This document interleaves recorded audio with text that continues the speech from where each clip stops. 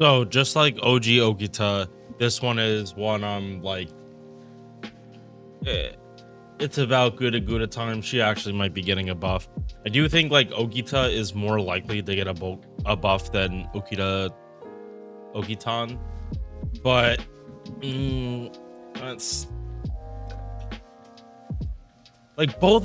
Like I honestly wouldn't be surprised if both of them got buffed because like both of them got like extremely stiff competition that got released this year. For Okitan, it is Tiamat, and for OG Okita, it is Saber Medusa. This character has always had potential. She came out way too early.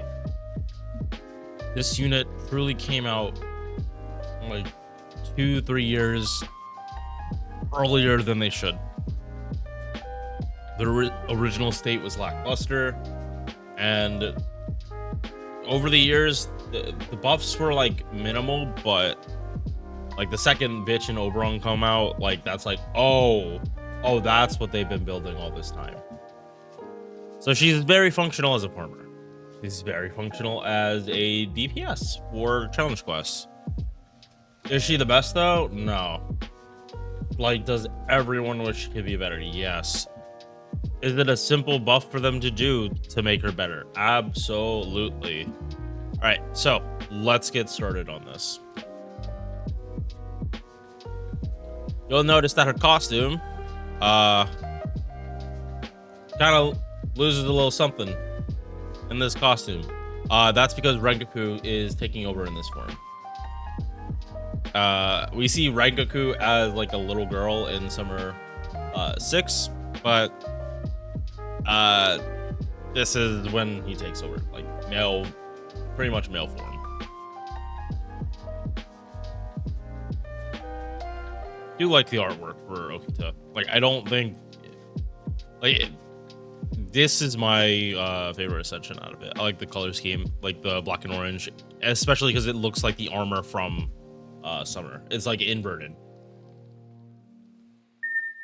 Okay, so base attack 12.465.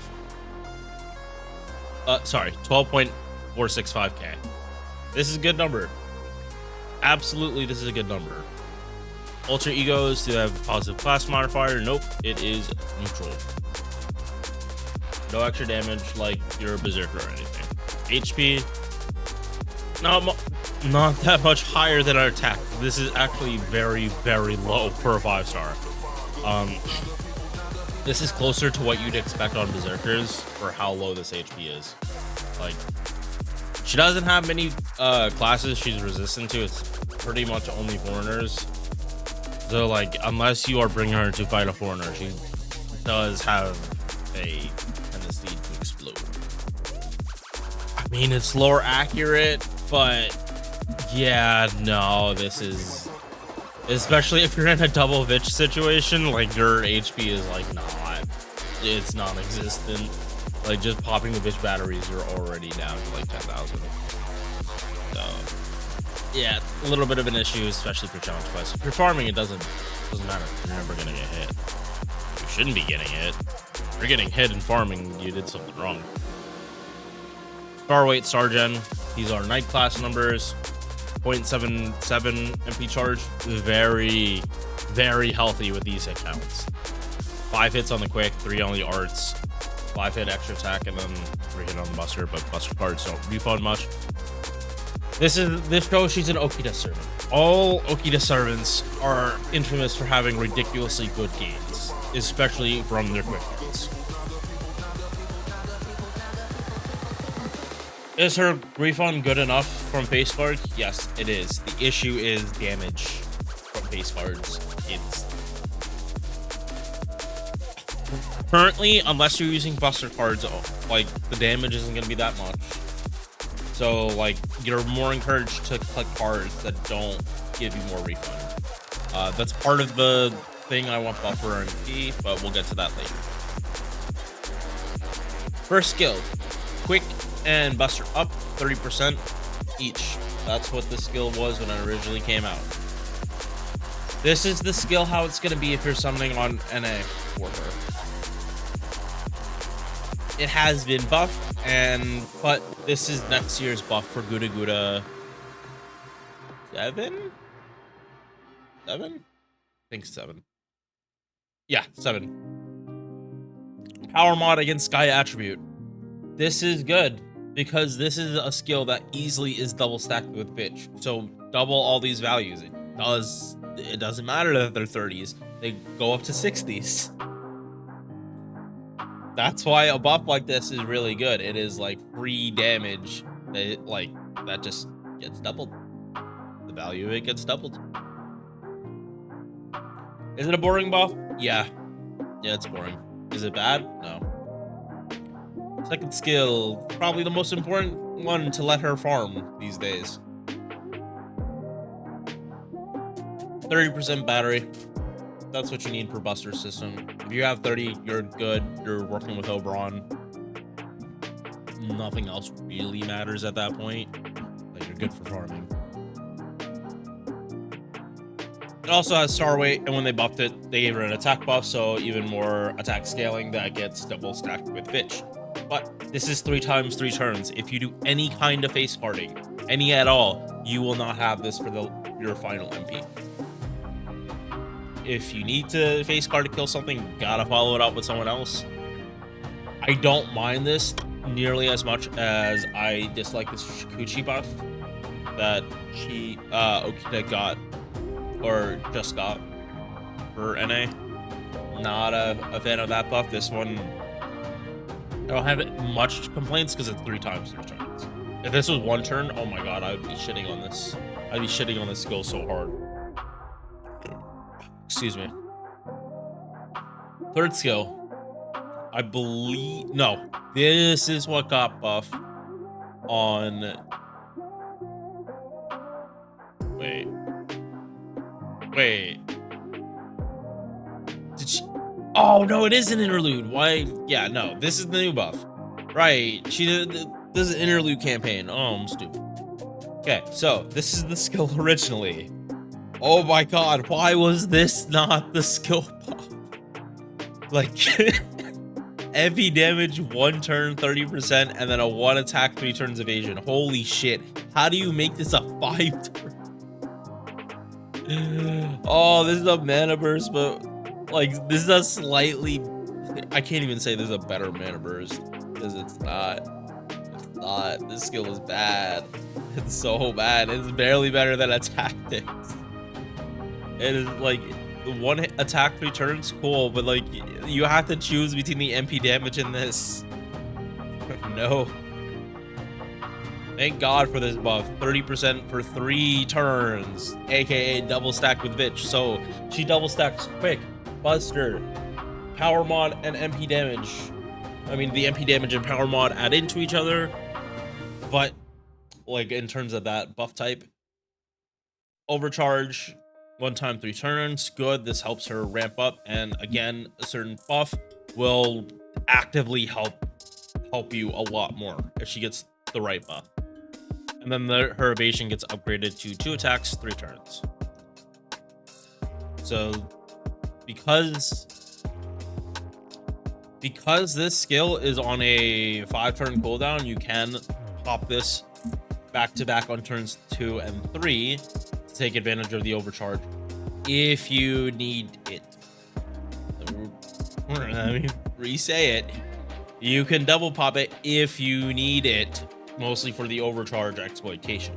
It's more a thing in challenge quests to double stack like a higher overcharge effect, but that part is mostly for damage reasons, not for refunds. We'll get into that in a second though.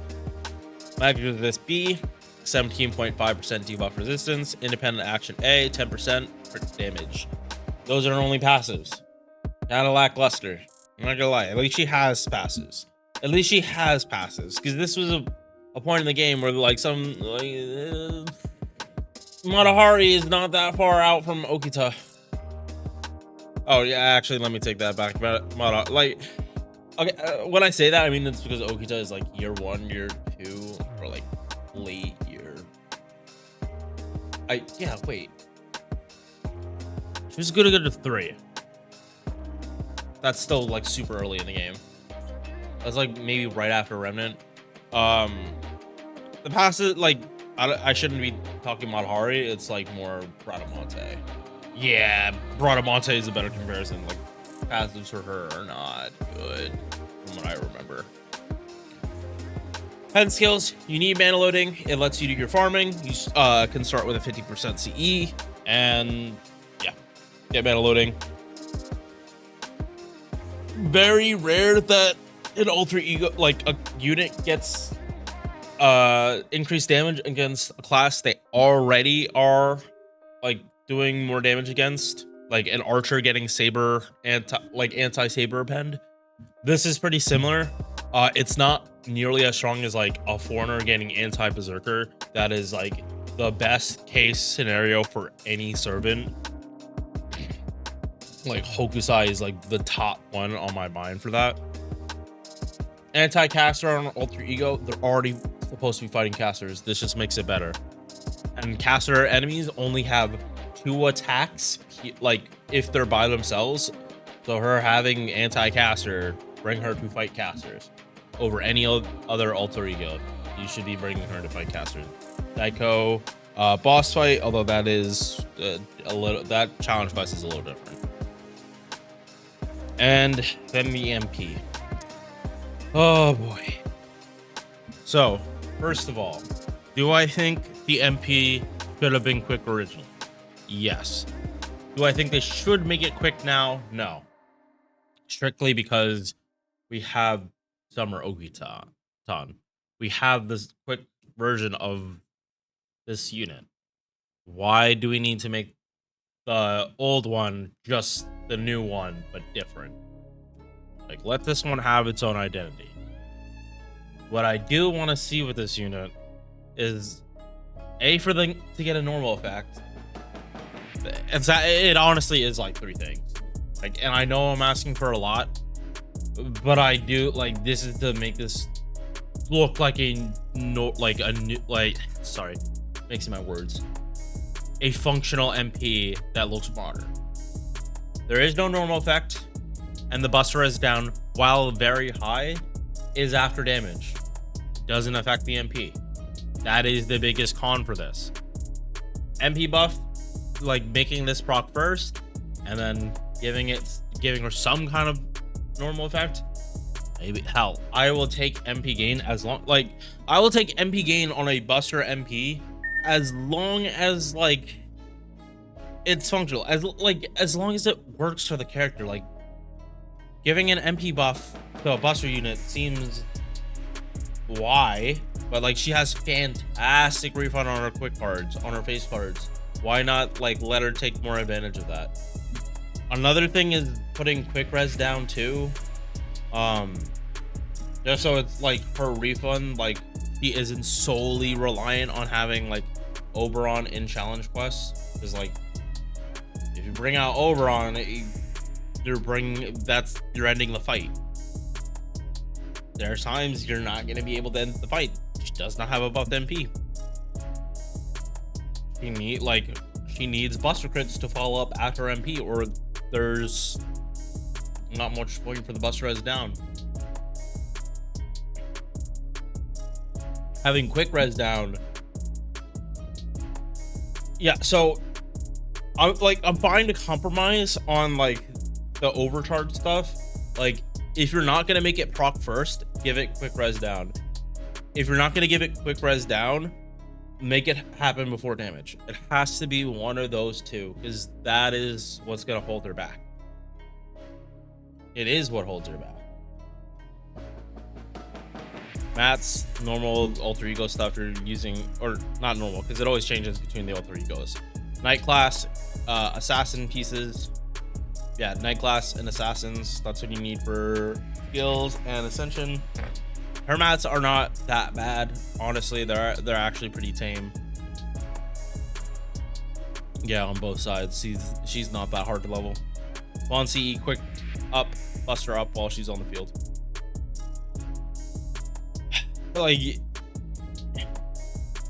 with Tiamat in the game, it's just hard to recommend this servant when like She has gotten so many good buffs. She is so functional now, but it's like she's functional, but her competition is so nightmarishly huge that she's not overcoming it unless she gets like a Salter buff that like unless she gets a buff on that level to help her refund. She's not gonna beat Tiamat. Tiamat's damage is just really stupid because she can touch Black Rail. Like at base it's already higher, and then when you put in like the farming setups all the way down,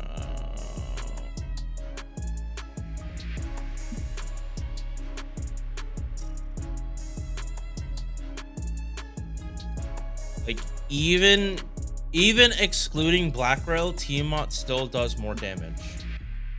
Even excluding Black Rail, Tiamat does 100,000 more damage. Like, this is 100% power creep. And then you come into Black Rail and 730,000. Like, if you have an MP2 Tiamat on JP, you're not going for Okita. Now, granted, Tiamat is pretty much mostly just considered a farmer. Like, her face card damage goes about as well as like any like buster unit that's getting buffed by bitch. Tiamat does have like a 50% buster card buff, so she has that going for her. I would definitely say Okitan's face cards are significantly better than Tiamat's. That's their advantage. You bring Okitan for challenge quest, but at the same time, Tiamat in challenge quest is no slouch and just helps heals, charge gauges, MP damage. Like Tiamat like isn't that bad in challenge quest either. I want this servant to be good. I really do. But is Lasagna gonna let her be good? Her current kit right now, fairly functional. Tiamat's not coming out for another year and a half.